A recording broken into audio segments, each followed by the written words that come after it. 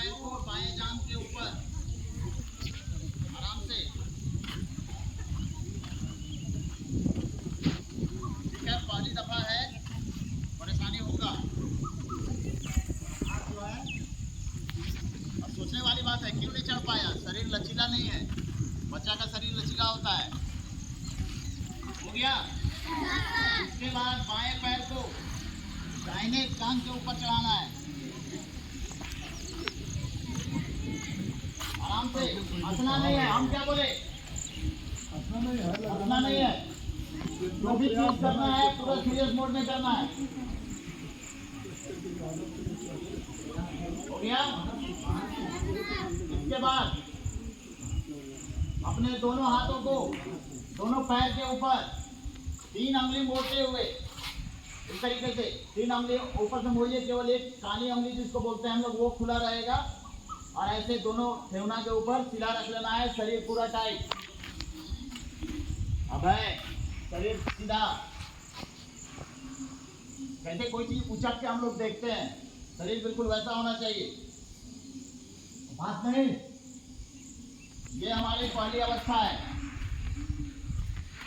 इसके बाद व्यायाम करने के क्रम में हमको करना ये है, ये हाथ ऐसे दोनों ठेवने के ऊपर सीधा रहेगा, फ्लैट। उसके बाद यहाँ से हम 1 बोलेंगे तो आपको सांस लंबी खींचना है, नाक से लंबी सांस खींचना है। हम बोले 1 तो सारे लोग अपने नाक से लंबी सांस खींच लेंगे और सांस को रोक के रखेंगे। शरीर में कोई हरकत नहीं होगा। और जैसे ही 2 बोलेंगे आपको वापस उसी नाक से सांस छोड़ देना है। समझ गए बात को? yes,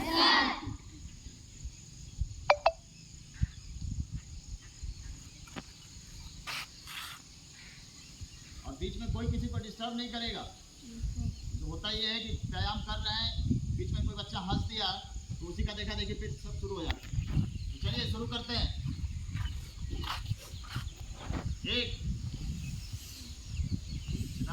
बच्चा लोग बन गए, अच्छे हंसना नहीं है। 2 सांस छोड़ दीजिए। 1 लंबा सांस लेना है। 2 सीधा। 1 2 1। आवाज सबका एक साथ आना चाहिए सांस खींचने का।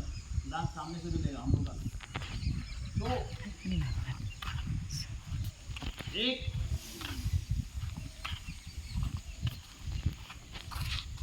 2। बस। योग के विषय में एक चीज और बताना चाहेंगे कि देखिए, योग एक ऐसी क्रिया है जो पहले दिन अत्यधिक मात्रा में नहीं किया जाना चाहिए। बहुत आसान सी क्रिया थी, सांस लेना था, सांस छोड़ना था। चाहे तो हम लोग आधो घंटे कर सकते हैं ना? इसको कोई परेशानी तो नहीं हुआ?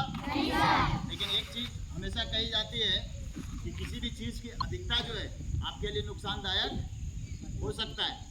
क्योंकि आज आपका ये प्रथम दिवस है, तो पहले दिन थोड़ी ही सही लेकिन शुरुआत करनी है।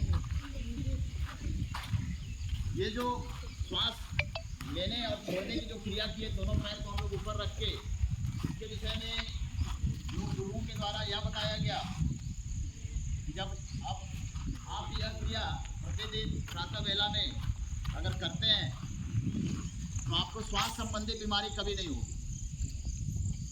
सांस से जुड़ी हुई जितनी बीमारियां होती हैं वो आपको कभी नहीं होंगी।